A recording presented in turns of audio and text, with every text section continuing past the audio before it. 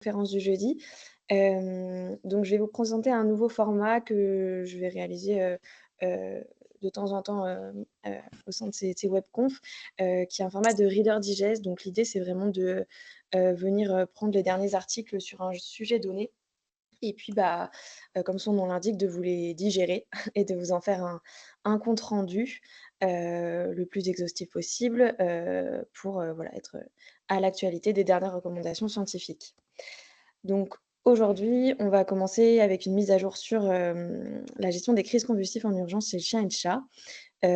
Donc contrairement à d'autres présentations, du coup, je vous mets la biblio au début puisque c'était ces 3 articles-là qu'on va désosser ensemble. Pour être honnête, on va principalement s'appuyer sur, du coup, les dernières recommandations ACVIM, sur, la gestion des crises convulsives en urgence chez le chien et le chat qui sont sortis en 2024 et puis les 2 autres articles, vont nous servir un petit peu pour agrémenter tout ça, mais on va principalement parler des recommandations ACVIM. Alors pourquoi on parle, des crises convulsives? Parce que tout simplement le status et le cluster, sont des urgences neurologiques, fréquentes, quel que soit notre type, de pratique, qu'on soit en urgence à domicile, en urgence en structure ou même en pratique généraliste. C'est des urgences qui sont associées à une morbidité et une mortalité élevée. Pour le status, on estime, entre 25 et presque 40 de mortalité et surtout, c'est des urgences qui vont être amenées à conduire à des lésions, cérébrales, parfois irréversibles et des complications systémiques, surtout si la prise en charge, est retardée. Ce qu'il faut savoir, c'est que les crises, peuvent rapidement devenir, auto-entretenues, et donc au fur et à mesure devenir réfractaires aux molécules antiépileptiques, classiques. C'est ce qu'on va voir, tout au long de la présentation. Donc pour décortiquer tout ça, on va revenir un petit peu sur, déjà qu'est-ce que c'est que les recommandations ACVIM, comment c'est fait et décortiquer un petit peu la méthodologie qui est mise en place pour comprendre, comment ils en viennent à recommander telle molécule et cetera, c'est assez important pour comprendre la suite. On va revenir sur certaines définitions qu'ils remettent en avant, dans leur ligne directrice et puis ensuite on détaillera justement donc la prise en charge, du status et du cluster. Juste une petite explication, avant dans ces recommandations, ils s ils donnent très peu de détails sur, les posologies, vous allez voir, donc c'est vraiment pas ce que j'ai mis en avant non plus dans la présentation. Il y a dans les annexes, les posologies, donc je vous donnerai, à la fin, mais vraiment ce qu'ils ont cherché ici, c'est, à retravailler sur, hem, l'ordre d'utilisation des molécules, leur voie d'administration et vraiment la façon de les utiliser, quoi. Alors, les recommandations ACVIM, de quoi il s'agit? En médecine vétérinaire, en fait, il y a plusieurs schémas thérapeutiques et algorithmes qui ont déjà été, proposés, pour la gestion des crises en urgence, mais qui étaient souvent basés sur des opinions, d'experts individuels, de l'expérience, mais qui manquaient de validation officielle. Donc ça nous amenait à des variations, assez considérables dans la prise en charge de ces urgences. Il y avait déjà des guidelines sur le traitement, mais de l'épilepsie, mais pas sur la gestion des troubles, convulsifs en urgence. Donc l'ACVIM, c'est l'American College of Veterinary Internal Medicine, qui a pour, ce faire réuni donc 5 spécialistes, un président et puis 4 membres, de ce groupe, avec pour but, d'unifier, les pratiques, actuelles. Alors chaque membre, a procédé individuellement aux étapes 1, 2 et 3 que vous voyez notées ici. Et puis ensuite, il y a eu un recueil de tout ce qu'ils avaient trouvé, par un membre indépendant, pour réaliser ensuite les étapes 4 et 5. Donc l'étape 1, assez classiquement, c'était la recherche, de toute la littérature scientifique, sur le sujet, sans limite de date, donc vraiment, exhaustif et sans limite de langue non plus. Ensuite, l'étape de sélection, un peu comme un entonnoir, le but était de sélectionner, les articles qui répondaient vraiment à la thématique des urgences, chez les carnivores domestiques et puis, d'extraire les données, à ce niveau-là. Pour évaluer la qualité des preuves, ils ont, fonctionné, sous forme de scoring, avec 3 principaux critères. Le premier critère, c'était, le design de l'étude. Donc par exemple, une étude, un essai clinique, comparatif randomisé ouvert, c'était vraiment le plus haut score avec 5 points. Pour, des séries de cas rétrospectifs, donc on imagine, moins, avec une moins forte, valeur scientifique, on arrivait à un score de 3. Pour des rapports de cas, par exemple, un score de 2 et enfin un «simple» entre guillemets, sans aucune, valeur de jugement, mais un simple opinion d'expert avait un score de 1. Ensuite, comme second critère, il y avait la taille des groupes. Des groupes supérieurs à 30 individus avaient le plus haut score et puis des groupes de moins de 10 le plus bas score. Et enfin, la méthode d'évaluation de l'arrêt des crises convulsives. Il faut savoir que le gold standard en médecine humaine, c'est l'utilisation de l'électroencéphalogramme. Bon, en médecine vétérinaire, vous comme moi, vous savez que c'est peut-être il y en a dans certains, CHV, mais en tout cas, c'est pas très répandu. Nous, on va plutôt se baser sur, l'évaluation clinique. Donc, les études qui utilisaient l'électroencéphalogramme avaient le plus haut score. Les études qui utilisaient, principalement des indications cliniques étaient, de score moyen et puis il y avait certaines études qui ne précisaient pas comment elles évaluaient, l'arrêt des crises convulsives et là, c'était le plus bas score. Bref, une fois que tout ça a été mouliné, ils évaluent également les résultats, de l'étude, l'efficacité pardon, des molécules notamment qui étaient utilisées et enfin, ils rédigeaient donc leurs recommandations, au départ sous forme d'échelle, de preuves pour chaque molécule avec, on va le voir un peu plus loin, une échelle qui va de la lettre A à la lettre E. Au niveau de leurs, premiers résultats, donc, sur les premières recherches, ils ont trouvé une grande quantité d'articles, hein, environ 2 000 sur le Status et puis, 1 300 sur les clusters, et puis une fois cet effet d'entonnoir, réalisé, pour être sûr qu'on s'adresse bien à la gestion des crises en urgence chez le chien et le chat, et cetera, on arrive à 38 études cliniques du Status, 12 études cliniques du cluster et puis 37 études, pharmacologiques, donc de pharmacocinétique. Alors, on va revenir sur quelques définitions, qu'ils mettent vraiment en avant dans ces recommandations, parce que, de ces définitions va découler, une grande partie de la prise en charge. Alors, il faut savoir qu'initialement, on distinguait, crise brève, crise prolongée et puis status epilepticus. La crise brève était définie comme une crise, autorésolutive, donc qui va durer moins de 5 minutes. Une crise prolongée entre 5 et 30 minutes et puis au-delà de 30 minutes, on commençait à parler de status, donc avec une activité convulsive continue sur plus de 30 minutes ou alors plus d'une crise séquentielle, mais sans récupération complète de conscience, entre ces crises. La réalité, c'est que la plupart, des crises, qui durent plus de 5 minutes, elles sont très probablement non autorésolutives. Hem, c'est très rare qu'une crise qui dure plus de 5 minutes finisse par s'arrêter, toute seule. Donc la plupart des chercheurs et des cliniciens, avaient adopté de manière un peu, pratico-pratique, plus de 5 minutes, c'est un status, je prends en charge.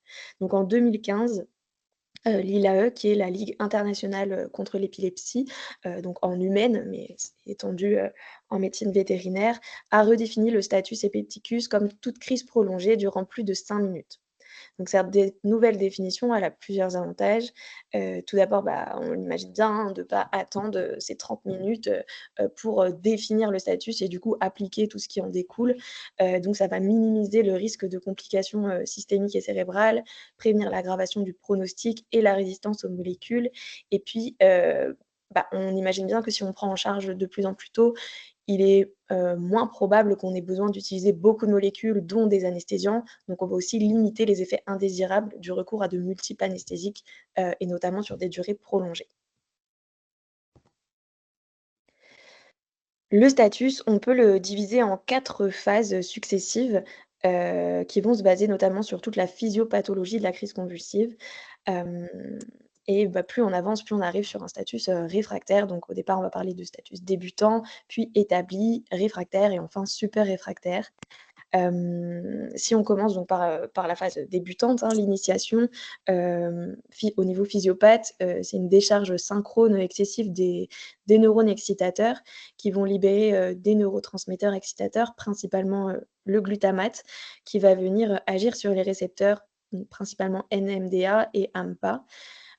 Et en parallèle, on a une défaillance des mécanismes inhibiteurs, notamment normalement, le neurotransmetteur GABA qui agit sur les récepteurs GABA comme son nom l'indique.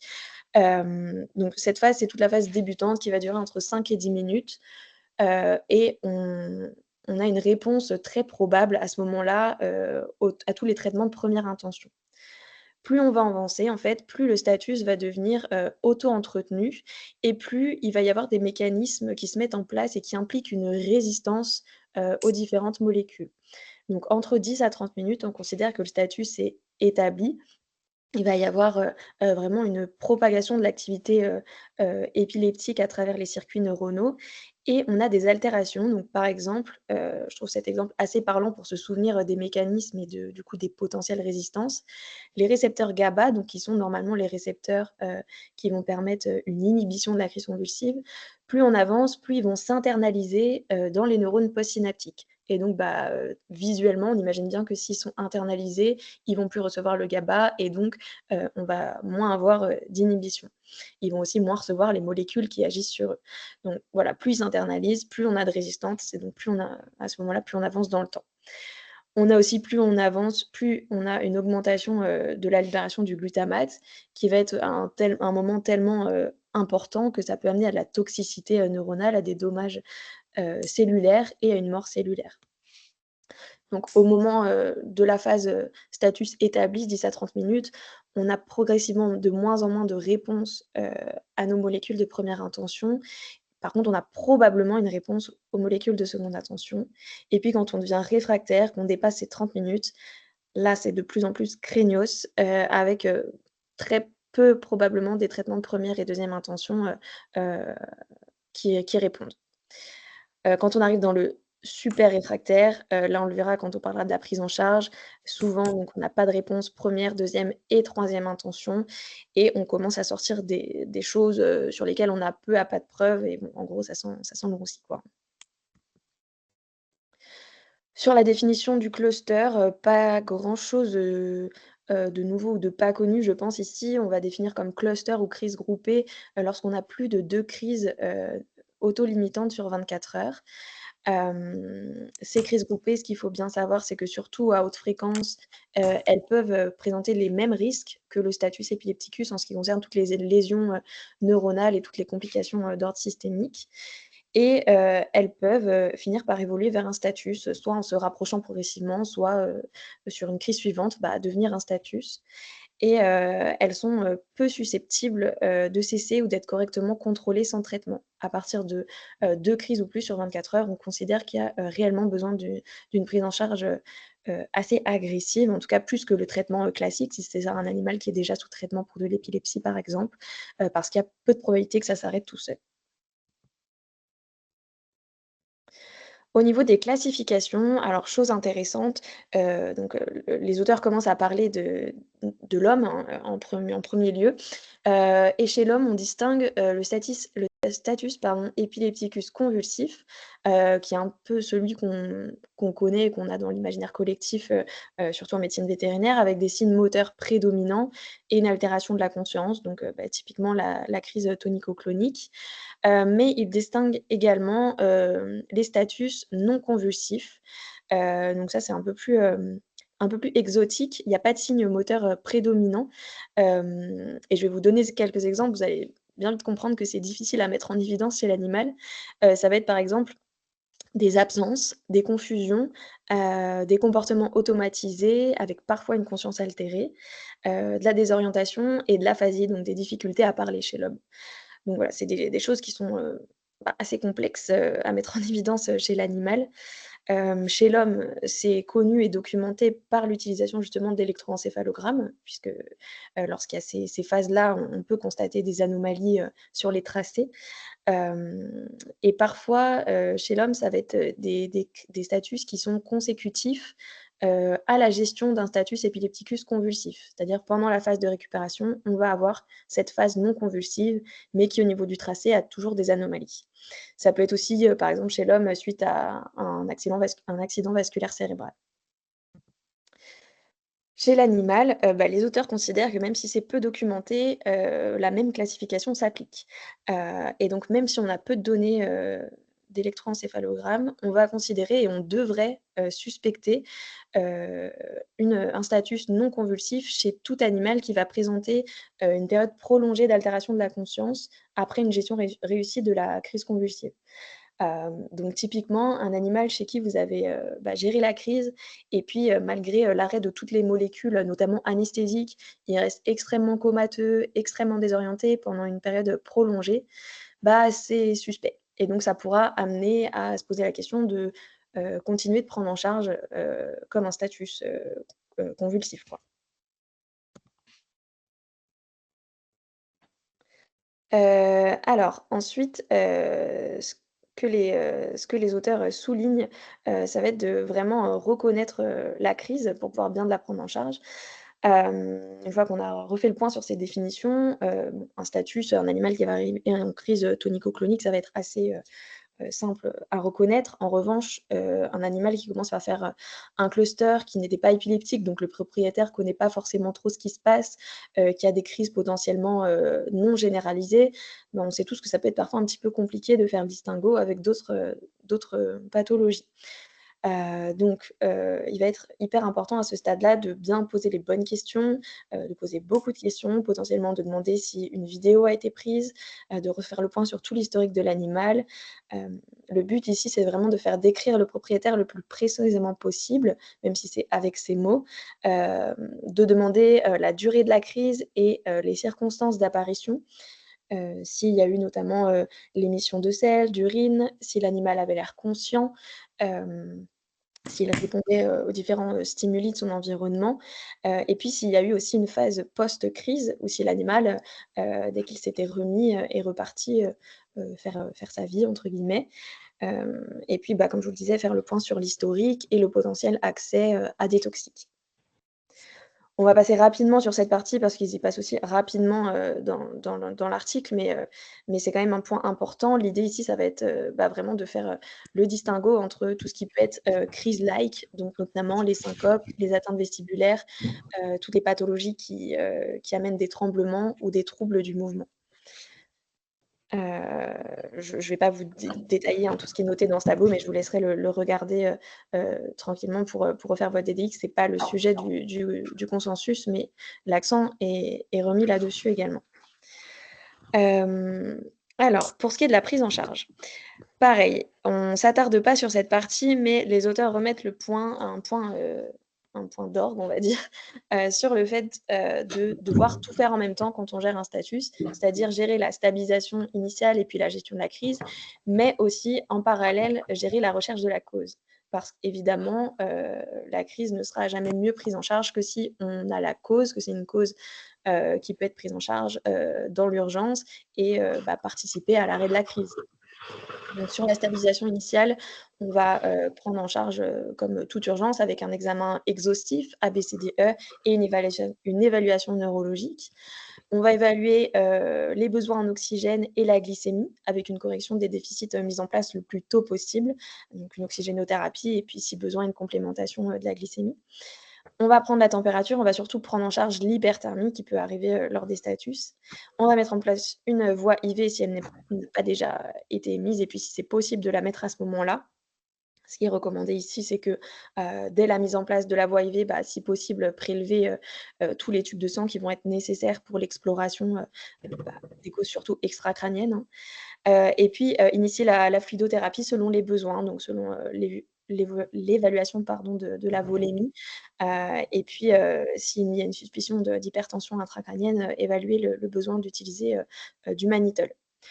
Je vous ai remis ici très, très succinctement, le DDX, mais c'est pas l'objet non plus de ces recommandations éthiques, donc je vous invite à revoir, les autres conférences pour détailler un petit peu plus ici, les hypothèses diagnostiques. Alors, on arrive à nos fameuses, recommandations. Hem, je vous les ai pas toutes mises ici, mais donc leurs 1 résultats se présentent, sous forme de pyramide, avec, cette échelle des niveaux de preuve qui va donc de A, pour, les recommandations, fortes et jusqu'à E pour tout ce qui manque de preuves. Je vous ai mis ici, on verra aussi sur la diapo d'après, donc les 2 pyramides qui concernent le status epilepticus, donc ici chez le chien, puis la suivante chez le chat. Parce que, je trouve ça hyper intéressant de comprendre leurs recommandations en fonction de leurs résultats nets, on va dire et de cette échelle, de preuves.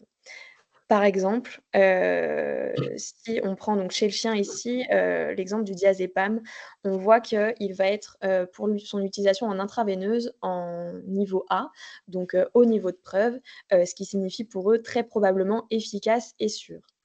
En revanche, on va retrouver le diazépam en voie, intrarectale au niveau C uniquement, donc niveau faible, ce qui signifie pour eux possiblement inefficace mais sûr. Bon, je sais pas vous, mais moi perso, à l'école, j'ai énormément appris en première intention à utiliser le diazépam intrarectal, et du coup, c'est vrai que de le voir au niveau C avec probablement inefficace, alors que, bah, perso, voilà, je l'injecte et puis j'attends sagement mes quelques minutes. Ça remet quand même quelques petites perspectives, en question. Donc voilà, de tout ça va découler leurs recommandations ensuite. Chez le chat, alors, assez original aussi, cette pyramide montre assez rapidement le manque, de preuves et d'études qui concernent le chat puisque, au niveau A, bah, on n'a rien, tout simplement. On a beaucoup de molécules, qui se retrouvent avec leurs différentes voies d'administration au niveau E. Et donc le niveau E, c'est, niveau retenu. C'est un traitement qui pourrait être, potentiellement efficace et sûr, mais qui actuellement a peu à aucune preuve. Donc bon, c'est un peu compliqué chez le chat. Il y a quand même beaucoup des interventions qui vont être, bah, calquées sur, les habitudes chez le chien, mais il faut garder ça en tête que, bah, il y a quand même peu de preuves pour l'instant, chez le chat. Alors, si on part donc sur la prise en charge, pardon, de notre status. En première intention, suite à ces pyramides, voici ce qui est recommandé. Alors, dans les recommandations ACVIM, ils distinguent, at home, à la maison et puis, en hôpital. En réalité, à la maison, ce qu'ils considèrent, eux, c'est différent de à domicile pour nous. C'est vraiment ce qui est administré par les propriétaires. Donc je vous ai un peu modifié, les intitulés ici, puisque à domicile, en réalité, vous allez pouvoir, déjà, réaliser les mêmes choses que ce qu'ils considèrent par, in hospital, dans l'article. Bon, grosso modo, c'est bien sûr, les benzodiazépines qui sont utilisées en première ligne. Leur mode d'action, ça va être une modulation, des récepteurs GABA. Donc si vous vous rappelez ce qu'on a vu au départ dans la physiopathe, c'est ceux qui vont intervenir, dans les mécanismes inhibiteurs et notamment les benzodiazépines, elles vont augmenter la fréquence d'ouverture des canaux qui sont reliés aux récepteurs GABA. Avec, bah, la pyramide qu'on a vue précédemment, vous voyez que donc ce qui est, conseillé en première intention par les propriétaires, ça va plutôt être du midazolam par voie intranasale. Et puis ensuite le diazépam en voie intrarectale, mais par les propriétaires. S'ils ont été formés, ils peuvent éventuellement administrer leur midazolam par voie, intramusculaire. Par les vétérinaires, ça va rester la voie intraveineuse en première intention, bien que, les auteurs soulignent que, la voie intranasale a montré une très grande efficacité, parfois équivalente, voire supérieure à la voie intraveineuse. Alors avec des guillemets, supérieure à la voie intraveineuse. Ils considèrent qu'elle est supérieure dès lors que la mise en place d'une voie veineuse est retardée pour quelque raison que ce soit parce que, bah, on est chez les enfin, c'est les propriétaires tout seuls. Et attends, je vais te faire un dernier vocal, c'est que j'ai constaté, enfin attends. Ah, je sais pas qui a son J'avais micro d'ouvert. regardé sur Curiosity, du coup, je les ai. OK, je continue. Donc c'est la voie intranasale, je disais, c'est si notamment la voie IV, est retardée pour quelque raison que ce soit, notamment, bah, si, voilà, on a tous eu des statuts où c'est compliqué de poser un câble tellement ça bouge, on va pas se mentir. Donc dans ce cas-là, privilégier la voie intranasale à la voie intrarectale. Donc en tout cas, par le vétérinaire, le diazépam par voie rectale est considéré comme plus recommandé parce que, sa rapidité et son efficacité vont être moindres que le midazolam qui est considéré comme, plus puissant et plus sûr. Hem, voilà pour cette première intention, donc globalement, retenez, pensez mida. On va considérer que cette première prise en charge, elle est efficace sur 2 critères, si la crise s'arrête dans les moins de 5 minutes et également si on n'a pas de reprise, de la crise dans les 10 minutes après l'arrêt. Heu, donc qu'est-ce qu'on fait si ça continue ou si ça reprend? Donc si ça continue, c'est un statut, qui continue, sinon on va l'appeler, le terme c'est récurrent. On va toujours comme, ce qui était, recommandé précédemment, réaliser plusieurs bolus de ces benzodiazépines. On peut aller jusqu'à 3 bolus, c'est toujours pas recommandé d'aller à plus parce qu'il y a des risques d'accumulation, assez importants, surtout avec le diazépam, qui avec l'accumulation peut causer, une dépression, cardio-respiratoire, et une accumulation dans le système, nerveux central. Une fois qu'on arrive au troisième bolus, on peut mettre en place une CRI, immédiate, soit si la crise ne stoppe pas, soit si elle est de nouveau récurrente. Là, de même, on va vraiment s'orienter en première intention vers du midazolam. Le diazépam n'est plus recommandé pour plusieurs raisons, parce qu'on va avoir, une absorption, pardon, de la molécule sur le plastique, donc dans les perfusions, ça va notamment engendrer une perte d'efficacité puisqu'une partie de la molécule va rester, absorbée au plastique.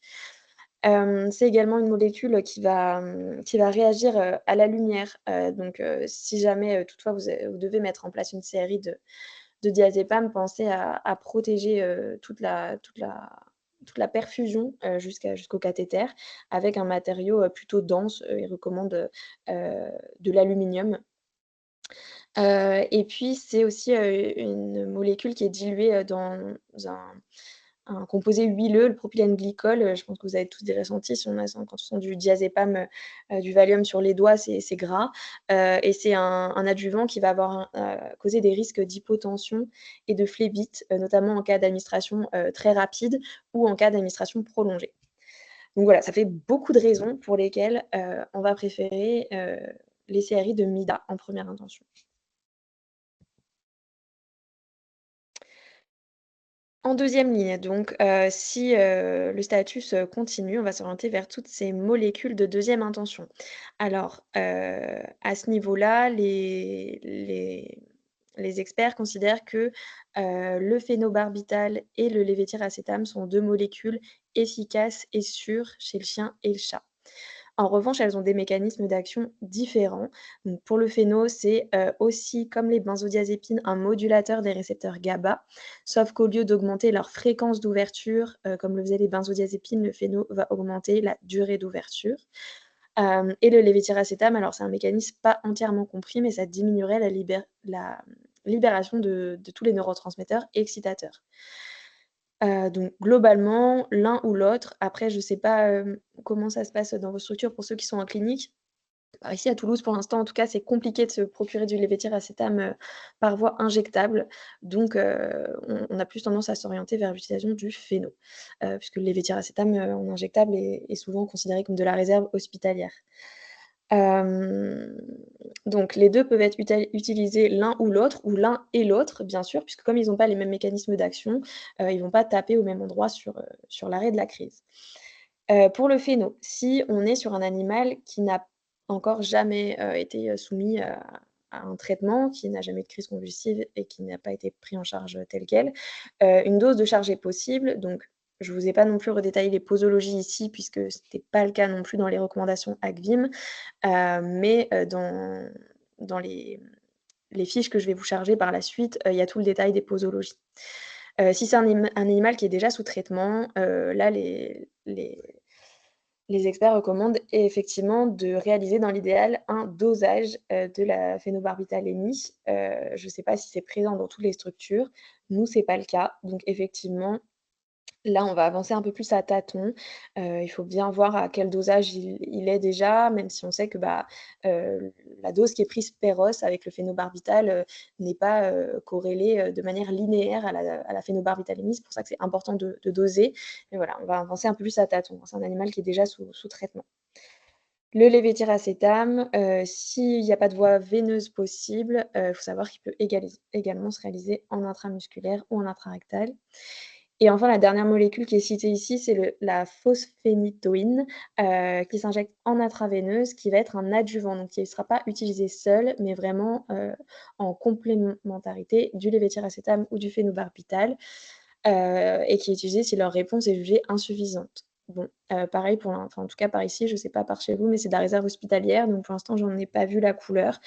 Et en tout cas, c'est voilà, au niveau de son mécanisme d'action, c'est encore un autre mode d'action. Ça va venir, bloquer la propagation des potentiels d'action, donc limiter la propagation du côté convulsif qu'on a vu dans la phase 2 du Status, donc la phase d'entretien.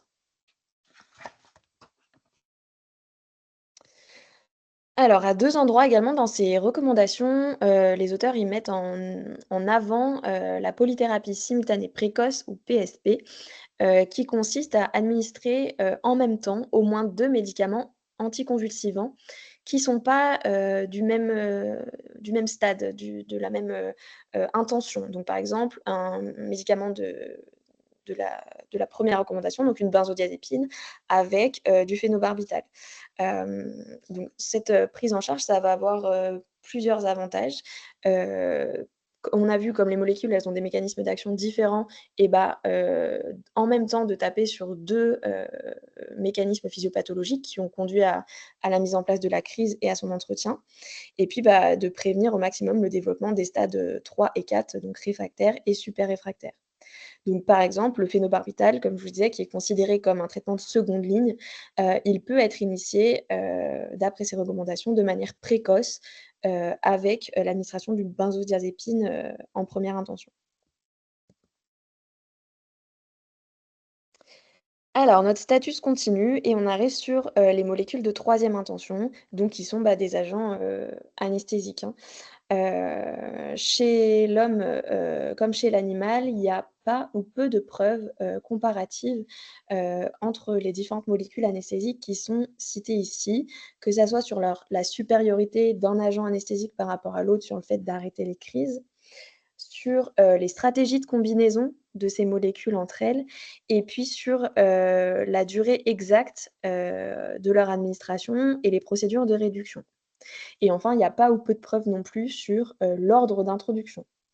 Donc en fait, ce qu'il faut bien comprendre, c'est que les niveaux qui ont été, gradés ici, sont plus basés sur la sûreté des molécules et puis sur les complications potentielles et les effets secondaires de ces différents agents anesthésiques.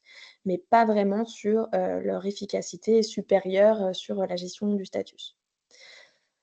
Donc dans le niveau 1, on va retrouver, la kétamine et la dexmédeto.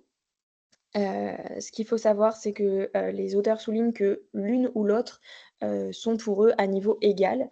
Vous pouvez commencer par la kétamine ou vous pouvez commencer par la dexmédeto et si vous avez commencé par la kétamine et qu'elle ne marche pas, vous pouvez ensuite arriver à la dexmédeto ou inversement, si vous avez commencé par la dex et que ça ne marche pas, vous pouvez continuer sur la kétamine. Les 2 vont avoir, bah, des mécanismes, différents. La kétamine, elle est bien connue pour être antagoniste des récepteurs NMDA et elle va aussi être intéressante avec ses effets, analgésiques, mais surtout anesthésiques dans ce cas. La dexmédeto, c'est un agoniste sélectif des récepteurs alpha-2, et ça va réduire l'excitabilité neuronale. Pour ces 2 molécules, on va commencer par, un bolus et puis rapidement la mise en place, d'une série très probablement. Ce qu'il faut savoir ici, c'est que la kétamine aussi est considérée comme, potentiel agent qui peut être utilisé dans le cadre d'une, polythérapie simultanée précoce, donc la PSP qu'on a vue juste avant et donc la kétamine peut être, administrée, avant ou combinée avec un traitement de seconde ligne. Donc par exemple, vous pourrez administrer votre kétamine, juste avant ou, en même temps, que, votre phénobarbital. Notamment, c'est intéressant parce que, bah, le phéno, on sait que ça a une durée d'action de mise en place d'une vingtaine de minutes. Donc potentiellement, si votre animal n'a pas du tout répondu aux benzodiazépines malgré que vous ayez mis en place une série et continue de convulser, bah, c'est un peu dommage, d'attendre, 20 minutes que le phéno, se mette en place, heu, alors que, bah, on peut utiliser une molécule de troisième intention, donc par exemple la kétamine, pour, stopper la crise en attendant le potentiel effet du phénobarbital. L'index Médéto, elle va avoir aussi, un d'autres avantages, notamment en post-crise puisqu'elle va, diminuer l'agitation et le stress, donc chez un animal qui aurait tendance à vite s'agiter, à être très stressé en hospitalisation, ce qui est, bah, à risque de redéclencher des crises, ça peut être intéressant de la laisser, en CRI à faible dose en phase de récupération. Bon, les effets secondaires de l'index sont bien connus, mais on va avoir une diminution de la fréquence respiratoire, une bradycardie et des potentielles arythmies. Donc je le dis ici pour l'index, mais vous l'avez vu avec le petit pictogramme, sur toutes ces molécules, hem, de troisième intention, ça va être, très important, de mettre un monitoring le plus complet possible. Dernier effet de la dexmédéto, ça va induire une hypothermie qui est pas forcément, néfaste dans ce cadre-là, puisque ça a été démontré que, une légère hypothermie, est bénéfique pour, la protection, cérébrale. Notamment, voilà, c'est une pratique assez courante, en soins intensifs en médecine humaine, pour, des patients avec des atteintes, cérébrales, de les plonger, volontairement dans une hypothermie modérée pour, protéger, les neurones. Ce qui est considéré là chez les carnivores domestiques, c'est une hypothermie entre 36,7 et 37,7.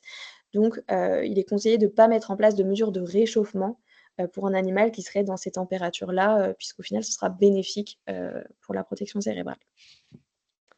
Ensuite, en niveau 2, on va retrouver le propofol, de même donc en bolus, puis, si nécessaire en CRI, qui agit donc également sur les récepteurs GABA. Le propofol est classé en niveau 2, parce qu'il va présenter plus de risques dépresseurs au niveau cardiovasculaire, notamment, chez le chat. Les auteurs, vont jusqu'à le déconseiller chez le chat. Au niveau 3, on retrouve le pentobarbital et le sodium thiopental. C'est écrit, assez, concrètement dans les recommandations, mais tout le monde, s'en doute. Il faut être très vigilant sur ces molécules-là puisque tout surdosage, bien sûr, va être fatal, puisque ce sont des molécules qui sont utilisées pour les procédures d'euthanasie. Et puis donc au niveau 4, on arrive, là sur la nécessité donc d'intuber et puis de réaliser une anesthésie, volatile, à l'isoflurane le plus souvent pour nous, hem, ce qui va réduire, l'excitabilité neuronale également. Bon, une fois qu'on a mis tout ça en place, on arrive dans les choses, de plus en plus, précise et complexe, et ça sent de plus en plus le sapin, hein. On arrive dans la phase 4 de notre statut, super réfractaire. Donc là, les auteurs, nous citent, des potentielles, prises en charge de quatrième intention, à savoir que, toutes les prises en charge qui sont citées ici sont, de niveau E dans notre fameuse, pyramide, du début, donc vraiment qui manquent de preuves à l'heure actuelle, mais qui sont malgré tout, citées. On peut avoir, notamment recours au magnésium en intraveineuse, qui va bloquer les récepteurs NMDA, et puis agir sur les canaux, calciques. Hem, l'attention est mise sur le fait de surveiller, étroitement avec le monitoring. Normalement, c'est déjà mis en place puisque vous avez déjà un animal qui est anesthésié quand on arrive à ce niveau-là, vu que vous avez fait la troisième intention. Mais notamment, voilà, avec, un risque de toxicité si le magnésium, si on a un surdosage. L'idéal, c'est d'avoir la possibilité de doser, la magnésémie, avant cette mise en place. Ensuite, ils évoquent, l'utilisation, d'allopregnanolone en IV, qui est un neurostéroïde endogène, qui a aussi beaucoup d'effets secondaires, au niveau systémique avec, de l'hypotension, de la sédation, a priori, il est déjà anesthésié voilà, mais une dépression respiratoire également. Et enfin, la dernière intention, qui reste, assez, anecdotique, il s'agit de la neurostimulation, qui va passer par l'implantation, chirurgicale, d'un dispositif de neurostimulation. Voilà, je pense qu'on n'en est pas là, dans nos structures. Voilà, alors on va arriver ensuite sur, ce type, d'algorithme, je pense que je vous les mettrai en accès sur, la plateforme, alors elle se trouve très facilement, hein, si vous trouvez les recommandations avec Vim, sur Google Scholar notamment, dans toutes les pièces jointes, vous avez, ces différents algorithmes, mais je vous les mettrai sur, emergence.vet pour que vous puissiez les avoir, au même endroit. Là, on retrouve un résumé de tout ce que je viens de vous présenter avec les 4 phases, qui vont, évoluer dans le temps jusqu'au stade super réfractaire.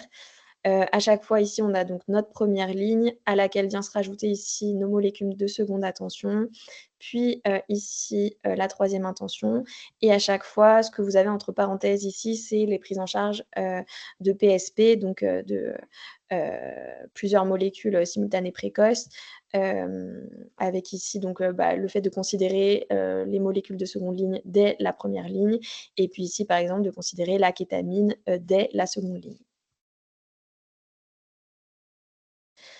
Alors, une fois qu'on a fait tout ça, on va dire que tout s'est bien passé et que, la crise s'est arrêtée, bah, la question c'est aussi, comment j'arrête, tout ce que j'ai mis en place? À quel moment je considère que c'est bon, je peux arrêter, il y a pas de risque que ça reprenne ou en tout cas peu de risques que ça reprenne? Bon, de nouveau, les auteurs soulignent que chez l'homme, l'idéal c'est le suivi par, électroencéphalogramme bien sûr puisque, bah, on peut, voir, l'arrêt de l'activité convulsive, que ce soit, notamment des crises, qui n'ont pas de signes moteurs. Il souligne que, bah, l'idéal, ce serait que tout le monde soit équipé, hein, en médecine vétérinaire, mais nous, on va se baser principalement sur l'évaluation clinique. On va considérer que tout médicament anesthésique, donc les molécules de troisième ligne, que je vous ai présentées, qui ont été mises en place, doit être poursuivi, aux doses qui ont permis l'arrêt de la crise pendant au moins 12 heures. Faut savoir qu'en humaine, on est plus sur 24 à 48 heures, mais ici, dans les recommandations, les auteurs considèrent que 12 heures, c'est OK chez le chien et le chat. Comment on les arrête ensuite s'il n'y a pas eu de reprise de crise? L'essentiel, c'est d'avoir vraiment un arrêt le plus progressif possible et séquentiel sur 12 à 48 heures, donc ça va être extrêmement long. Il n'est pas du tout, du tout recommandé d'arrêter plus d'un anesthésique à la fois. Donc si par exemple, si votre animal est à la fois intubé, avec, une série de Dex, bah, on n'arrête pas, l'iso et la Dex en même temps. Et on va diminuer et arrêter dans l'ordre inverse de ce qu'on a introduit. Donc si votre animal a, eu en premier lieu dans les anesthésiques de la kétamine, puis de la Dex, puis d'iso, et ben, on va faire dans l'ordre inverse, iso, puis Dex, puis kétamine. Pour les anesthésiques, volatiles, ils donnent pas de précision sur, la rapidité et notamment la fréquence de diminution. Ils disent juste que ça peut s'arrêter plus rapidement que les molécules injectables, mais voilà, il y a pas d'indication plus précise. Pour ce qui est des CRI, on va considérer que la diminution pardon, est, OK à partir de 25 à 50 toutes les 4 à 6 heures jusqu'à l'arrêt. Pour toutes les molécules, non anesthésiques, mais les anticonvulsivants, donc bah, lévétiracétam, phénobarbital, et puis les benzodiazépines, on va considérer que, elles doivent être administrées pardon, au moins jusqu'à la sortie d'hospitalisation et bien sûr mises en place au long terme, enfin jusqu'au contrôle du coup pour nous chez le vétérinaire traitant, si, on a un diagnostic ou une quasi-certitude d'épilepsie.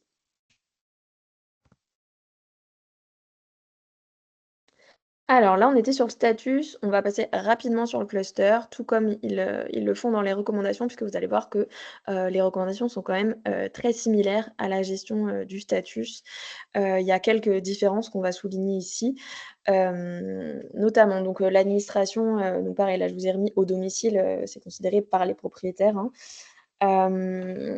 On va considérer que, l'administration des benzodiazépines est toujours, en première ligne. On peut également considérer l'administration de lévétiracétam par voie, orale, hem, en pulse, donc c'est une dose, beaucoup plus forte, 3 fois environ, plus élevée, qu'usuellement, qui est donnée à toutes les 6 à 8 heures, pour, bah, faire comme une dose de charge, hein, en quelque sorte, pour arrêter, ce cluster. Alors en général, si c'est un animal qui est connu épileptique, bah, les propriétaires ont ce qu'il faut à la maison, par exemple du Mida ou diazépam et donc ils vont agir, pendant ou juste après la première crise. Plus couramment, si c'est un animal qui est pas du tout connu épileptique, bah, du coup, il va vous être présenté, la première crise est déjà finie, donc ce sera, sous surveillance, soit vous allez le garder hospitalisé, soit vous allez, délivrer une benzodiazépine pour potentiellement, prendre en charge à la maison, s'il y a une autre crise qui apparaît et à ce moment-là, le traitement sera administré pendant ou après la seconde crise.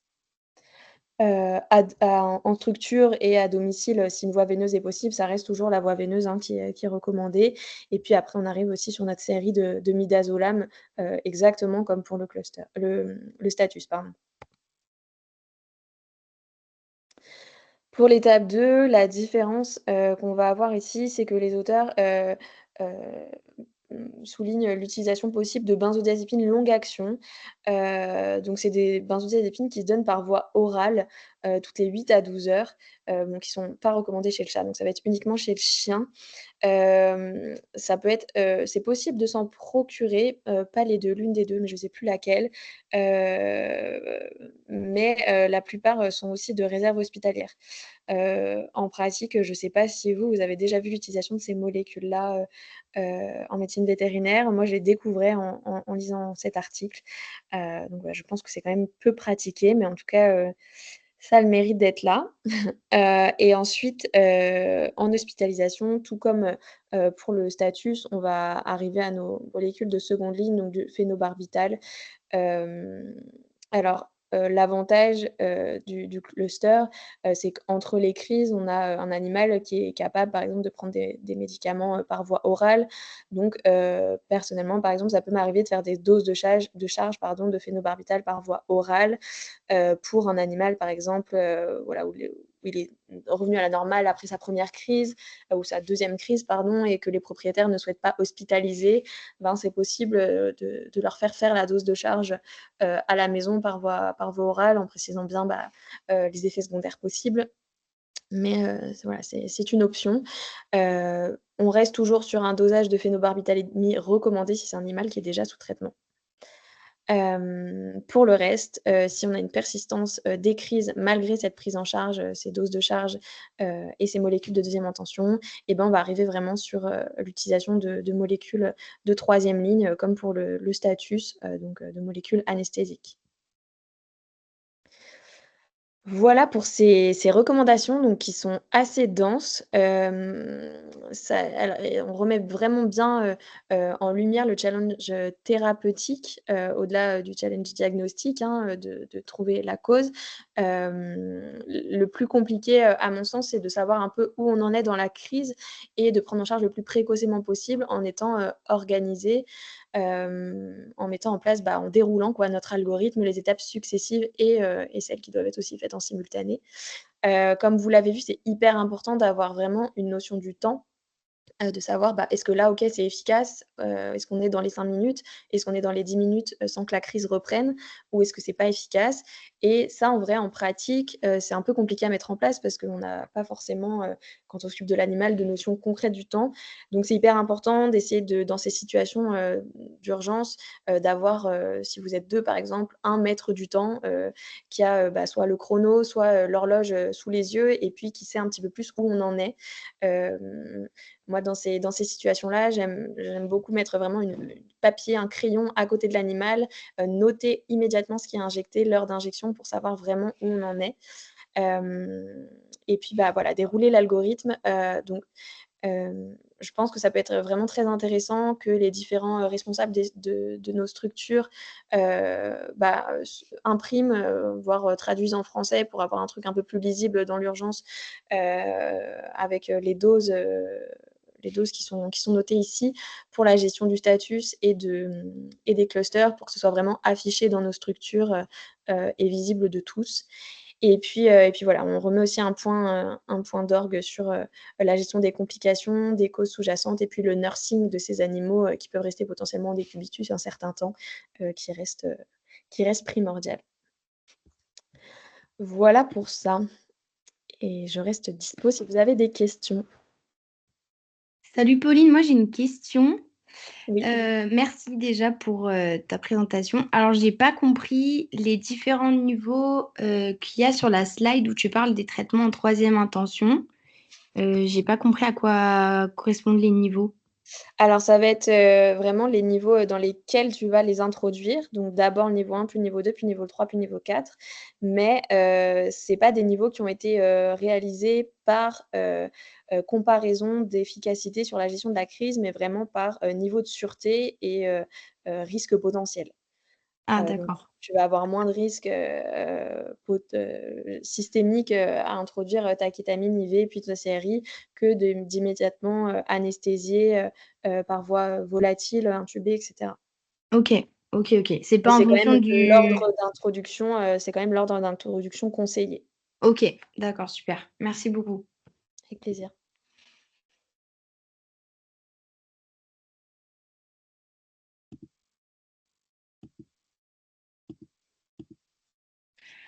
Salut Pauline. Coucou. Merci pour l'information. Moi, j'ai une question sur la voie d'administration intranasale pour le MIDAS. Donc, est-ce que quand on est en clinique et qu'on ne garde pas l'animal, enfin qu'il a fait une crise, mais qu'on veut prévenir ou arrêter une nouvelle crise à la maison, s'il repart chez lui, on fournit donc une ampoule de Midas et enfin, en fait, je me demande quelles recommandations on fait. J'avoue que moi, j'ai fait que par intrarectal avec du diazépam, mais comment ça se passe l'intranasal? Et est-ce que du coup, on conseille, enfin, il vaut mieux faire ça à la maison pour les propriétaires finalement? Ça reste considéré comme plus efficace. Donc effectivement, moi, j'aurais tendance maintenant à adapter, mes recommandations et à plus, conseiller la voie intranasale même par les propriétaires. L'idéal, ça reste d'avoir, une sorte de nébulisateur, enfin les mêmes choses, qui sont mises sur les vaccins, typiquement de toute chenille, vous savez les petits embouts verts là, qui permettent vraiment l'introduction et puis la nébulisation en fait de la forme liquide dans la narine. Puis ça facilite aussi quand même l'introduction.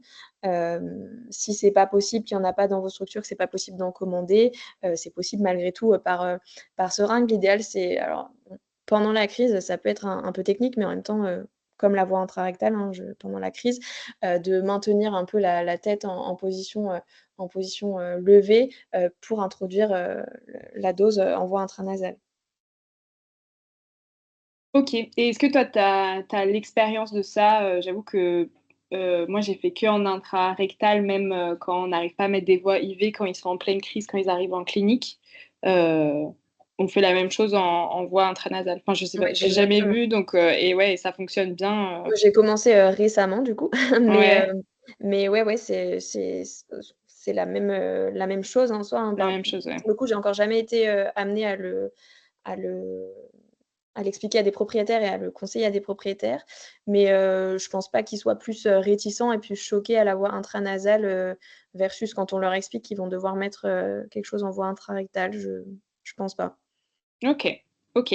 Et donc toi, tu aurais aussi, j'entendais que tu disais que la dose de charge, tu l'as donnée par voie orale.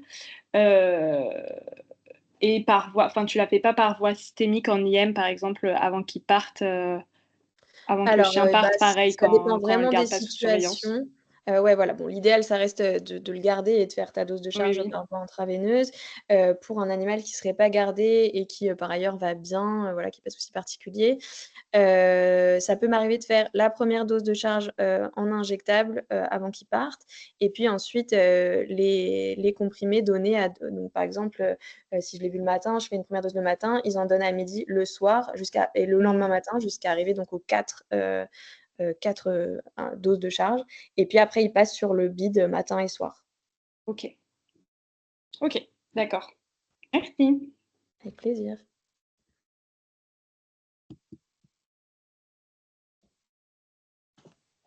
Coucou Pauline, c'est Calypso. Coucou. Merci pour la présentation, c'était trop bien. Je voulais juste repréciser pour tout le monde un petit point chiant, mais un petit point de tarif. Pensez bien que toutes les molécules quasiment que vient de citer Pauline sont très très chères, à part la Keta qui coûte rien et la Dex où ça va parce que c'est des petits volumes. Tout le reste, c'est vraiment malheureusement des médicaments qui sont super chers. Le Midas de mémoire, c'est quelque chose comme presque 20 € hors taxe du millilitre. Donc, vous voyez, quand vous avez un gros gabarit et que vous devez mettre des CRI et tout. Et pareil, le phéno injectable, c'est super cher. Le propos, c'est super cher. C'est des gros volumes, etc. Donc, voilà, je voulais juste vous rappeler que attention sur ces prises en charge-là, où on doit dégainer énormément de trucs. Adaptez bien vos devis et prévenez bien avant d'avoir injecté la moitié de votre pharmacie dans le patient.